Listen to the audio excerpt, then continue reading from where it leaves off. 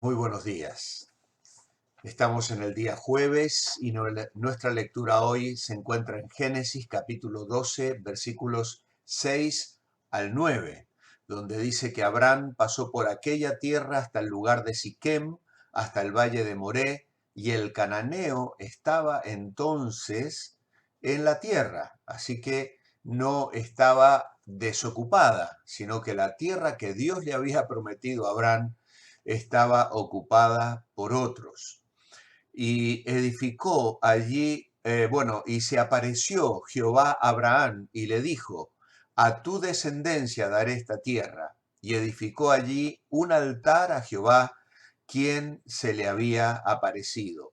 Luego pasó de allí a un monte al oriente de Betel y plantó su tienda, teniendo a Betel al occidente y Ai al oriente, y edificó allí altar a Jehová e invocó el nombre de Jehová. Y Abraham partió de allí caminando, yendo hacia el Negev. Tenemos otras dos citas que se encuentran en Hechos capítulo 7 y también en Gálatas 3:16, donde se explica que esta promesa en relación a la simiente es también no solo a una multitud de personas, sino también a la simiente, la cual es Cristo. Así que hay en esta promesa un doble contenido. Lo interesante de todo esto es que el Señor va a ratificar la promesa que Dios le había hecho en Ur de los Caldeos. Y al reencontrarse en la tierra prometida, Abraham va a recibir la misma confirmación, cosa que va a suceder varias veces más en Génesis 13, en Génesis 15 y en Génesis 17. Ahora bien, lo interesante que quiero destacar hoy, aparte de esta confirmación, es que Abraham construyó un altar a Dios. En muchas religiones se utilizaban los altares, pero para el pueblo de Dios los altares eran más que simples lugares de sacrificio. Los altares simbolizaban comunión con Dios y conmemoraban encuentros llenos de significado con el Señor. Eran construidos de tierra y piedras y al menudo los altares permanecían en esos lugares por años como recordatorios continuos de la protección y las promesas de Dios. Es interesante ver que Abraham construía con regularidad altares a Dios y lo hacía por dos razones. La primera de ellas, para orar y adorar. Son dos cosas que frecuentemente los creyentes debemos hacer. Debemos habituarnos a la oración y a la adoración. En la oración derramamos nuestro corazón en súplicas, en agradecimiento, pero en la adoración alabamos y bendecimos el nombre del Señor. Pero también debemos levantar estos altares para recordar las promesas de que Dios nos ha de bendecir. Por esto, Abraham también lo hacía. Él levantaba los altares y dijimos que por dos razones, para orar y adorar y para recordar la promesa de la bendición que Dios había prometido darle. Y en este sentido, nosotros hacemos exactamente eso también. Alrededor de la mesa del Señor, cuando nos reunimos como iglesia, tomamos el pan y el vino, oramos y adoramos y renovamos la promesa que el Señor nos ha hecho a nosotros, porque el Señor Jesús dijo que cada vez que tomarais este pan y bebierais de esta copa, la muerte del Señor anunciáis hasta que Él venga. Y tenemos esa promesa maravillosa. El Señor ha ido a preparar lugar para nosotros. Abraham no hubiera podido sobrevivir espiritualmente sin renovar regularmente su amor y lealtad a Dios. Construir altares lo ayudaba a recordar que Dios era el centro de su vida.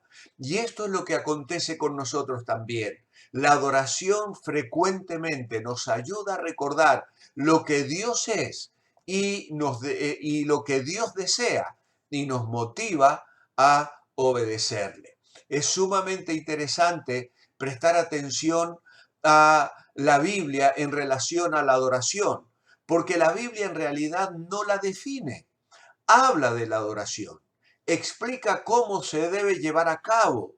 Tenemos ejemplos de ella, como el caso que estamos considerando, Abraham levantando altares para invocar el nombre del Señor. Pero en realidad no encontramos en la Biblia una definición de la adoración. Jesús dijo que el Padre busca adoradores que adoren en espíritu y en verdad.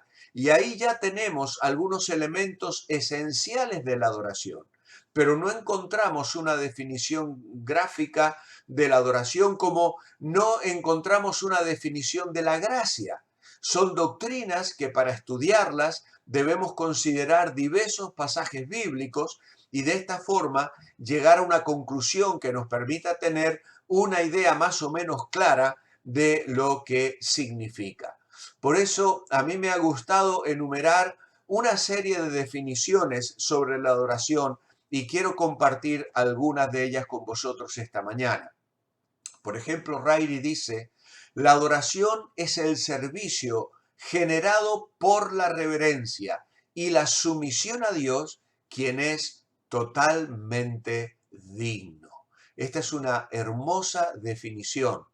Luego hay otra definición un poquito más larga que dice que la adoración es la comunión con Dios, en la cual los creyentes centran la atención de sus mentes y el afecto de sus corazones en el Señor, glorificándole humildemente en respuesta a su grandeza y su palabra.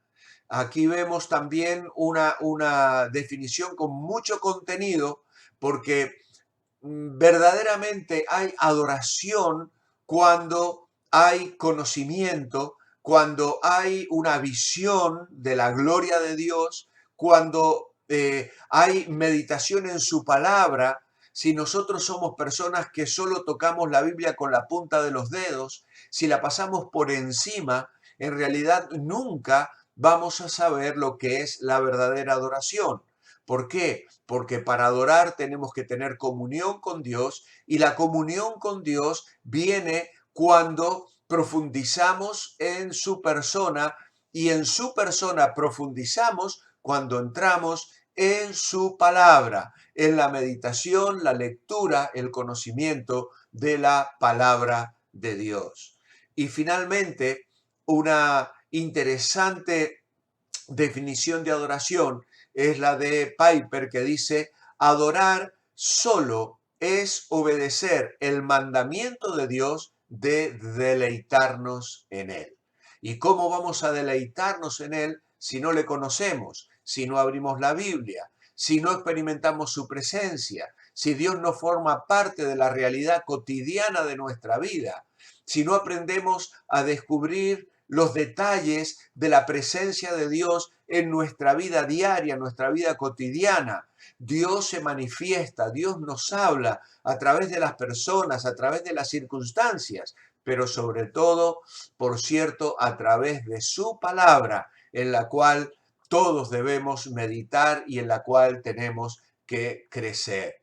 Así que la adoración fue creada, ideada por Dios, y a través de ella le podemos conocer y nuestro corazón puede encontrar verdadero deleite. Alguien dijo que es realmente un misterio que Dios desee nuestra adoración, que el inmortal, invisible, sabio y eterno Dios pueda sacar algún provecho de nuestra pobre adoración es algo que tal vez nunca podamos entender cabalmente aquí en la tierra. Lo que sí sabemos con toda certeza es que Dios busca adoradores, va en pos de ellos. Dios los busca. ¿Por qué? Porque la adoración resulta en nuestro propio beneficio. Y esto es algo que sí puedo comprender. Dios no va a ser mejor porque yo lo pueda alabar y adorar, pero yo sí voy a ser enriquecido. Una cualidad eterna de la adoración es que ella enriquece al adorador. Puede ser que cuando Dios hizo a los hombres finitos tuvo la maravillosa intención de darles la capacidad de conocer algo de Él a través del conocimiento que viene por medio de la adoración. Escogió hacer hombres y mujeres que pudieran llegar a ser copias de Él a medida que aprendieran a apreciar quién es y qué hace. Por eso podemos decir que la adoración fue hecha para nosotros y nosotros somos o fuimos hechos para la adoración. Dios es glorificado cuando nosotros somos vivificados y nosotros somos vivificados a medida que despertamos a la visión de la gloria de Dios. Por eso en Abraham tenemos un ejemplo de adoración. Cuando más tarde en Génesis Dios le dice que ofrezca a su hijo en holocausto, Abraham toma a Isaac y le dice, subiremos, adoraremos y volveremos a vosotros. Es lo que dice a los siervos que deja al pie del monte. Él es impelido a adorar por la revelación que ha recibido de Dios. Dios le ha hablado, Dios le ha revelado y el siervo sube a adorar. La adoración es una respuesta, una reacción humana a la revelación divina. Cuando el hombre ha vislumbrado algo de las hermosuras de nuestro Dios, el corazón no puede callar. Las cuerdas del alma no pueden ahogar la melodía que brota de un corazón encantado y enamorado de un Dios maravilloso. La gloria de Dios es el hombre totalmente vivo y la vida del hombre es la visión de la gloria de Dios. Y esto es lo que sucede con Abraham. Él ha conocido a Dios, ha recibido una revelación de Dios. Dios se ha manifestado, él responde en obediencia, llega a la tierra que Dios le ha prometido y la encuentra ocupada por el cananeo. Más tarde Abraham, Hebreos nos dirá que ni siquiera tuvo la planta de un pie en posesión para él. Habitó en tiendas como un peregrino, pero su mirada estaba puesta en la ciudad que tiene los fundamentos eternos, que no está edificada acá sobre la tierra, sino en aquella cuyo arquitecto y constructor es Dios. Por lo tanto, él levanta un altar y a medida que se mueve por la tierra prometida, vamos a ir viéndole levantando altares. ¿Por qué? Porque va recibiendo más y más revelación de Dios. Y aunque no posee un pedacito de terreno de aquella tierra prometida, su confianza y su visión estaba puesta en el Rey de Reyes y Señor de Señores, en el Dios Todopoderoso que le había prometido dar la tierra y él ya la consideraba suya. Por eso, en esta mañana, mi oración escrita es: amado Padre, gracias por la adoración con la cual mi fe es fortalecida cada día. Que nunca falte un altar en mi vida para presentarme delante de ti. Que pueda disfrutar de esa comunión íntima contigo y que la realidad de tu presencia llene mi vida siempre. En tu nombre, amén. Que el Señor os bendiga.